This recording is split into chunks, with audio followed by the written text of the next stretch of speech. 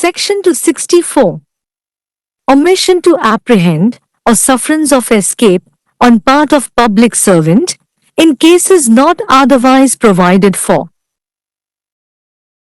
Whoever, being a public servant legally bound as such public servant to apprehend or to keep in confinement any person in any case not provided for in Section 259, Section 260 or Section 261, or in any other law for the time being in force, omits to apprehend that person or suffers him to escape from confinement, shall be punished.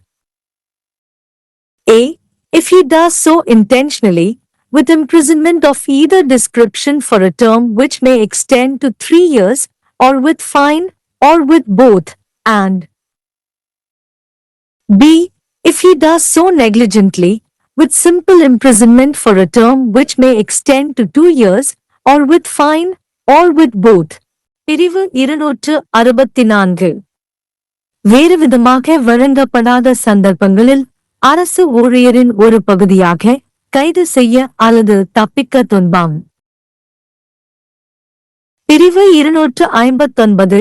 பிரிவு 260 அல்லது பிரிவு 261 அல்லது வேறு எந்த சட்டத்திலும் நடைமுறையில் இருக்கும் எந்தவொரு சந்தர்ப்பத்திலும் எந்தவொரு நபரும் கைது செய்யவோ அல்லது சிறையில் அடைக்கவோ சட்டப்பூர்வமாக பிணைக்கப்பட்ட ஒரு பொது ஊழியராக இருப்பதால் அந்த நபரை பிடிக்க தவிர்க்கிறார் அல்லது சிறையில் இருந்து தப்பிக்க அவரை பாதிக்கிறார், தண்டிக்கப்படுவார்.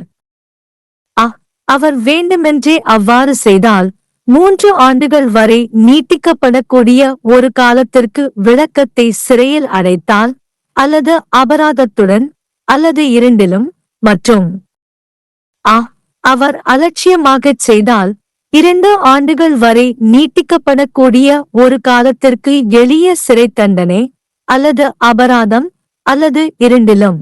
धारा 264 अन्यथा प्रदान नहीं किए गए मामलों में लोक सेवक की ओर से पकड़ने में चूक या भागने की पीड़ा।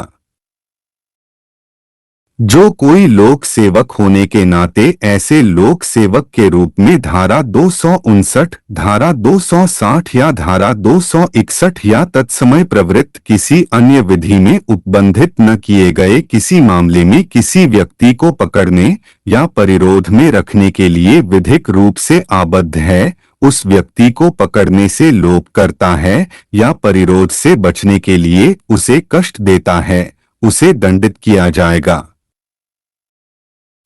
यदि वह जानबूझकर ऐसा करता है तो 3 साल तक की कैद या जुर्माना या दोनों हो सकते हैं, और